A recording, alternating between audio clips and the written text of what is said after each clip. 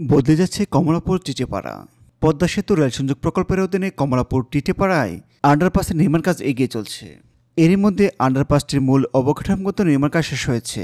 বর্তমানে আন্ডারপাসটির দুপাশের সংযোগ সড়ক অংশের নির্মাণ কাজ এগিয়ে চলছে।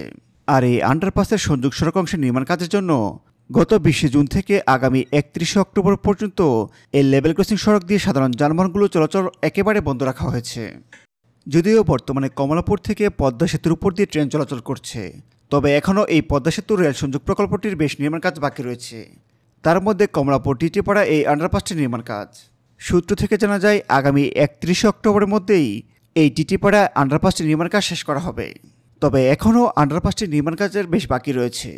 আন্ডারপাসটির নিচের সড়কের ঢালাই কাজ সম্পূর্ণ হলেও এখনও সড়ক কার্পেটিং কাজ শেষ হয়নি। সেই সঙ্গে সংযোগ সড়ক অংশের নির্মাণ কাজও বেশ বাকি রয়েছে।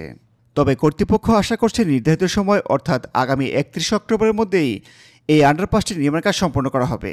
কমলাপুর টিটেপাড়ায় এই আন্ডারপাসটির নির্মাণ কাজ শেষ হলে আর কখনোই দীর্ঘ যানজটে পড়ে থাকতে হবে না এই পথে চলাচল যানবাহনগুলোকে।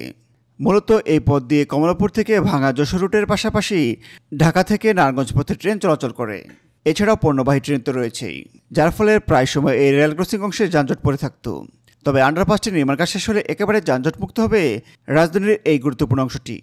সুপ্রিয় দর্শক, এই ছিল টিটেপাড়া আন্ডারপাস নিয়ে আমাদের আজকের আয়োজন। ভিডিওটি শেষ পর্যন্ত দেখার জন্য আপনাকে অসংখ্য ধন্যবাদ।